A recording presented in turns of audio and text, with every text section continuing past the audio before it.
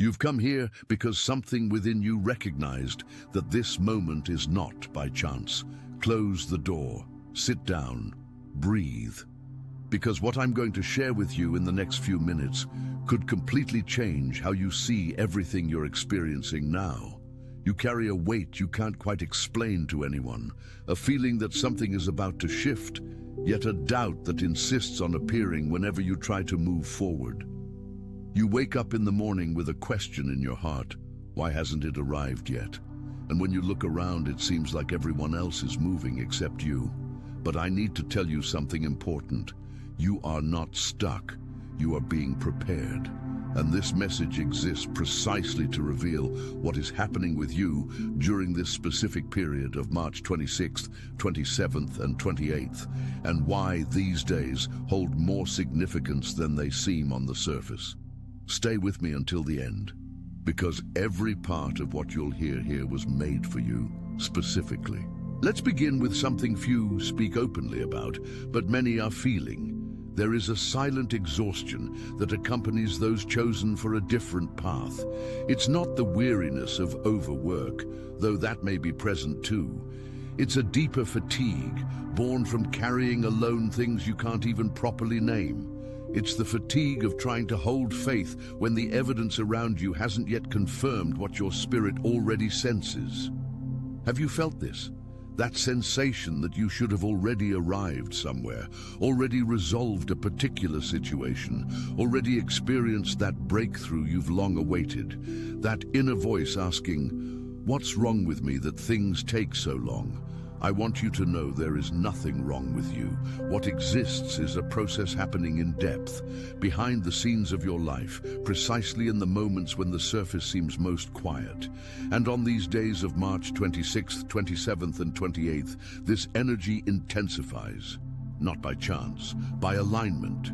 What happens when you are called to silence? When life leads you to a place of quietude, the first natural reaction is resistance.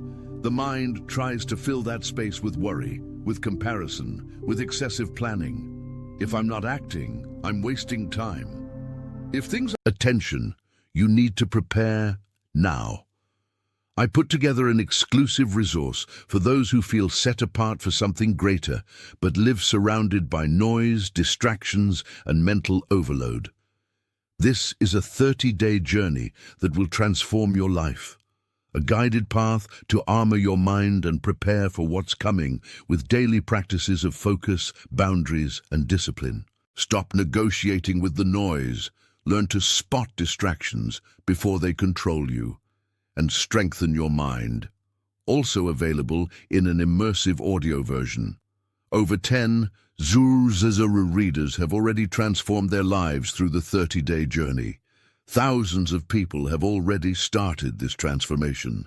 People like you who are tired of living in the fog. Ordinary people who decided to stop accepting mental chaos. Take advantage of this limited time offer only this month. Access your link just below in the pinned comment. Not happening visibly, it means nothing is working. But this is exactly the opposite of what is occurring. The silence to which you have been called is not a sign of abandonment. It is a sign of selection. Think about it. A diamond is not formed on the Earth's surface. It is created under intense pressure, in the dark, away from anyone's sight. And when it finally comes to light, it carries a hardness and a brilliance that were only possible because of everything that happened hidden. You are in that process now. That pain you carried without explaining to anyone, that situation you tried to resolve and couldn't, those nights you questioned if you were on the right path, none of that was wasted. All of that was forming you. And there is fascinating research that supports this from a scientific perspective. Studies in behavioral neuroscience show that periods of greatest internal transformation in humans rarely coincide with times of greatest external activity. The brain processes its deepest reorganizations during states of low stimulation, during deep sleep, during meditation, during stillness. In other words, you grow most when it seems nothing is happening. This isn't just spirituality. This is biology. And when you unite science with spirit, what you discover is that these periods of apparent stagnation in your life are actually the moments of the greatest internal reconfiguration you have ever experienced. The pressure you place upon yourself. I need to speak about something probably no one has told you with this clarity. You have been demanding from yourself in a cruel way. I'm not talking about laziness or lack of ambition. I'm talking about that inner voice that compares your journey to your colleagues, to your siblings, to that person you follow on social media. That voice that says, "Look where she is and look where I am." And comparison corrodes from within, silently, without you realizing the damage it's causing. I'll share something about a woman of 42, a mother of two, who lived in a small town in the Midwest. She spent 4 years waiting for a situation in her professional life to resolve. During that period, she watched people around her getting promotions, starting businesses, traveling, and she remained there, in the same position, wondering what was wrong with her. What she couldn't see was that during those 4 years, while waiting, she was becoming a completely different person. Her patience deepened. Her capacity to handle adversity grew in a way she never would have developed if everything had arrived quickly. And when the shift finally happened, she was so well-formed internally that she sustained what arrived in a way the people around her simply could not. Her time was not delay. It was construction. And the same holds true for you. Your journey cannot and should not look like anyone else's, because what is being built within you requires a different foundation.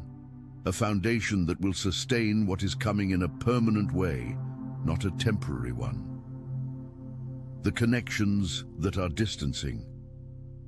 There is something happening around you that has likely confused and even hurt you. Some people are distancing themselves. Relationships that seemed solid are cooling. People who were part of your daily life seem to be fading away gradually, without a clear reason, without a fight, without explanation. And you naturally begin to ask, did I do something wrong? Have I changed too much? Have I become difficult to live with? I need you to hear this with care. It is not your fault. When you undergo a process of spiritual elevation and deep internal transformation, your energetic field changes. This is not baseless mysticism. There are studies on relationship dynamics that show when a person goes through significant personal growth, it is natural for relationships based on an older version of that person to begin to dissolve.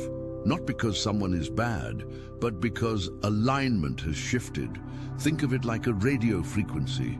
If you were tuned to one frequency and changed stations, the songs playing before no longer reach you. There wasn't a fight between you and the old radio. You are simply on another channel now. Some of the people distancing from your life represent exactly this phenomenon. They belong to a frequency that is no longer yours. And the space being created by these distancing moves is not an emptiness. It is a preparation for new alignments, for connections that will match who you are becoming, not who you were. This will include people, but may also include opportunities, environments, situations. Your entire field is being reorganized. And on these days of March 26th, 27th, and 28th, this reorganization reaches a crucial inflection point. You are being repositioned. The weight of unspoken pain. I'm going to enter territory that is difficult, but necessary. You carry pains you have never fully verbalized, perhaps because you didn't want to seem weak, perhaps because you had no one to tell, perhaps because you tried to convince yourself you had already overcome them. But the body does not lie, and the spirit does not lie. That past situation that returns to memory, unbidden. That word spoken by someone that still hurts when you recall it.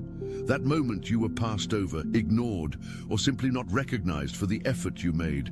That relationship that ended in a way you haven't fully processed.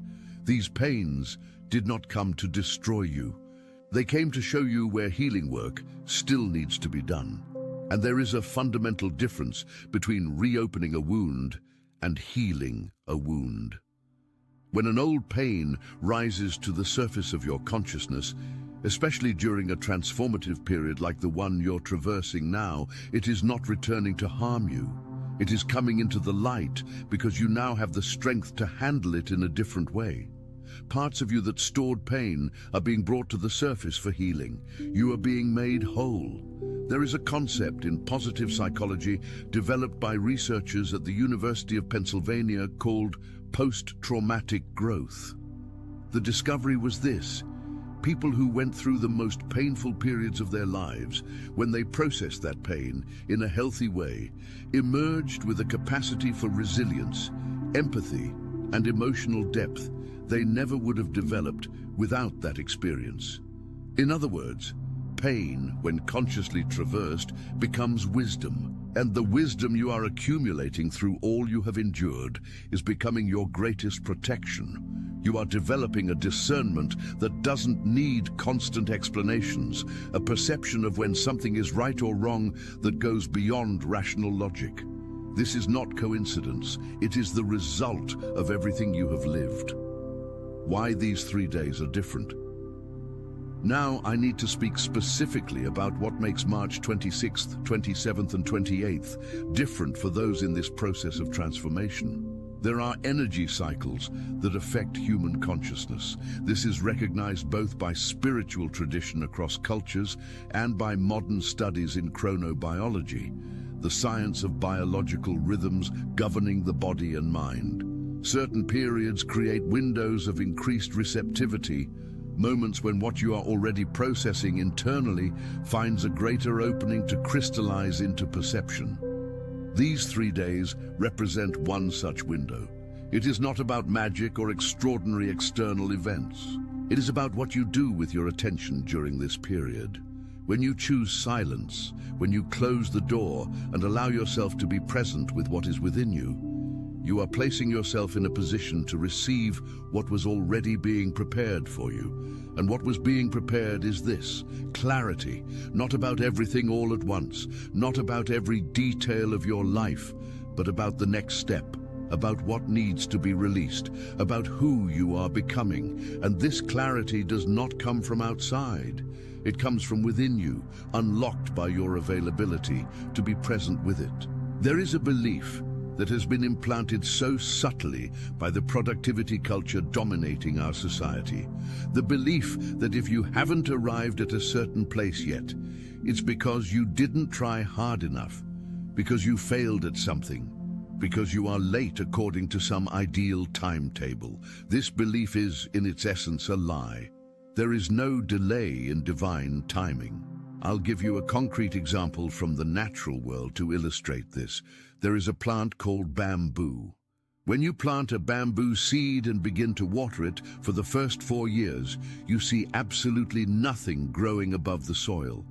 4 years of watering, of care, and the surface remains empty. An impatient person might conclude the seed is dead, that the effort was in vain. But what is happening below the ground in those 4 years is that the bamboo is developing an absolutely extraordinary root system, deep, vast, capable of supporting what comes next. And when it reaches the 5th year, the bamboo grows up to 90 feet in just 6 weeks. 90 feet in 6 weeks. The growth didn't happen in 6 weeks. It happened in 4 years and 6 weeks. The roots were built first. You are the bamboo. What seems like stagnation on the surface is root development. And when your moment to rise comes, you will rise in a way that will surprise even yourself. The pressure you've placed on yourself to have everything figured out can be released now. You are not late. The timing governing your life is precise, and there is no delay within it. I want to bring something that is fundamental and often misunderstood when we speak of spirituality and divine trust. Trusting divine timing does not mean passivity.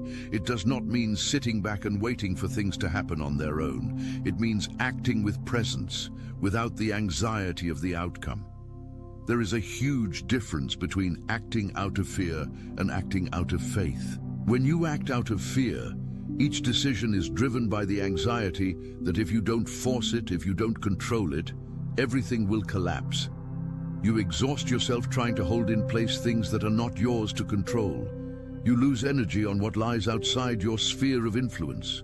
When you act out of faith, you do what is within your reach with wholeness, and then you surrender the outcome.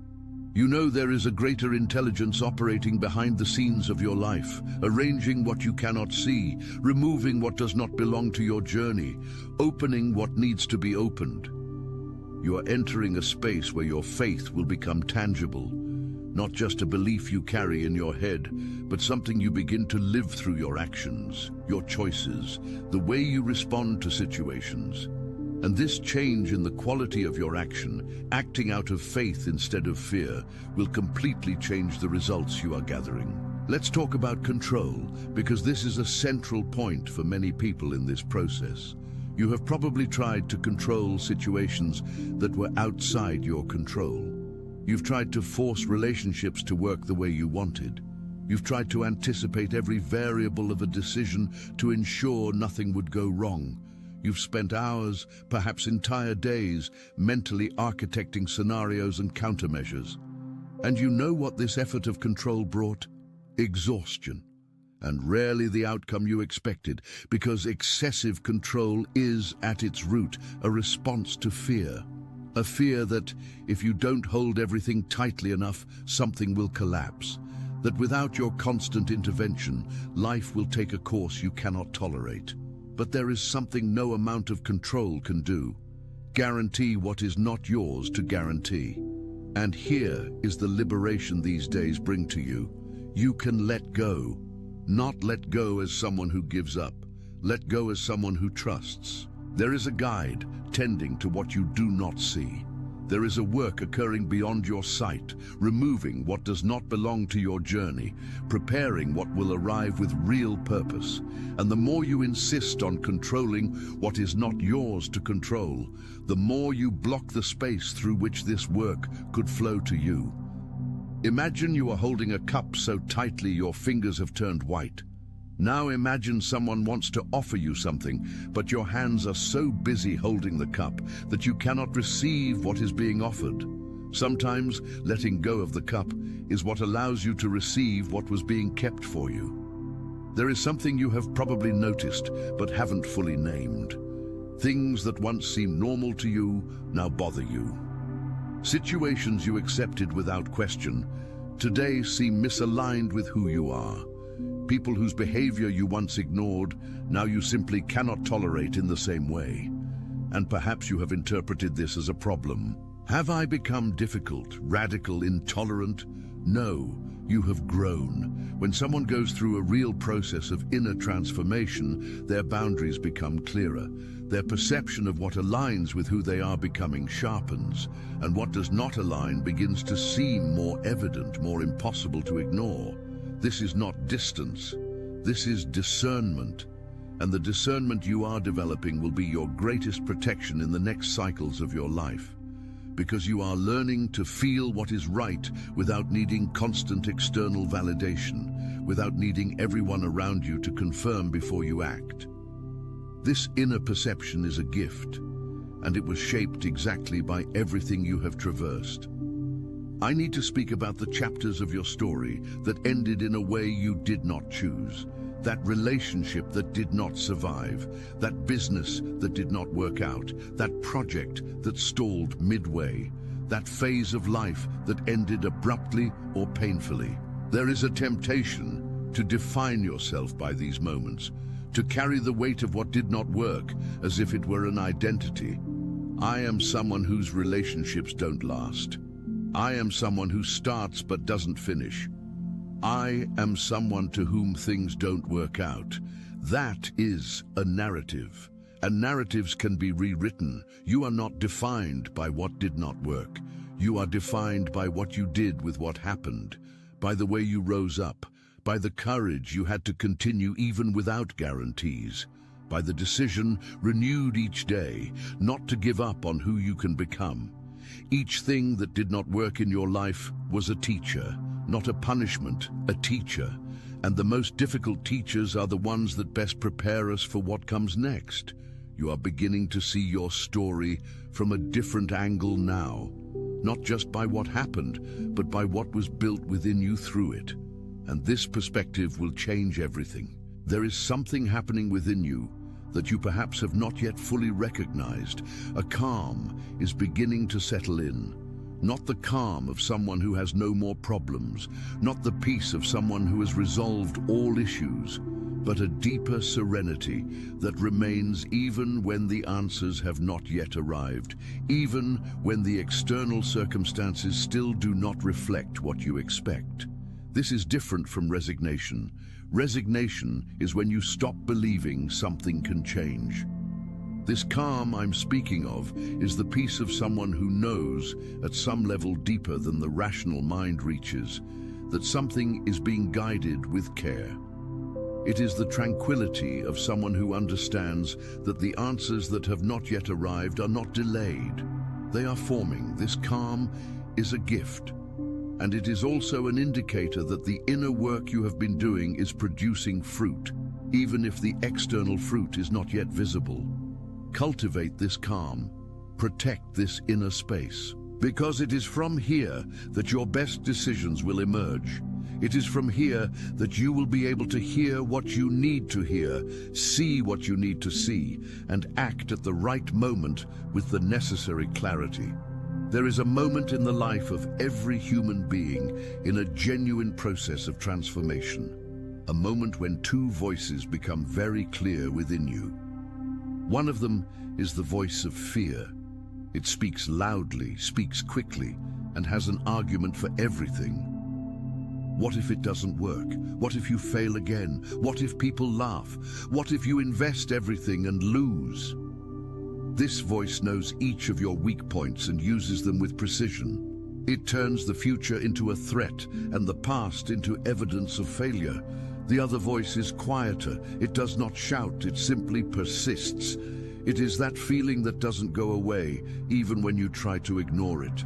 It is the call that appears in moments of silence, that reminds you of who you can be, of where you are going, that what you carry within you is greater than everything that tried to diminish you. This second voice is your spirit speaking. And in this period, the distance between these two voices will become more evident. Fear will try to speak louder, because that is how it operates when attention. You need to prepare now. I put together an exclusive resource for those who feel set apart for something greater, but live surrounded by noise, distractions, and mental overload. This is a 30-day journey that will transform your life. A guided path to armor your mind and prepare for what's coming with daily practices of focus, boundaries, and discipline. Stop negotiating with the noise. Learn to spot distractions before they control you. And strengthen your mind. Also available in an immersive audio version. Over 10 Zuzazara readers have already transformed their lives through the 30-day journey. Thousands of people have already started this transformation. People like you who are tired of living in the fog. Ordinary people who decided to stop accepting mental chaos. Take advantage of this limited time offer only this month. Access your link just below in the pinned comment.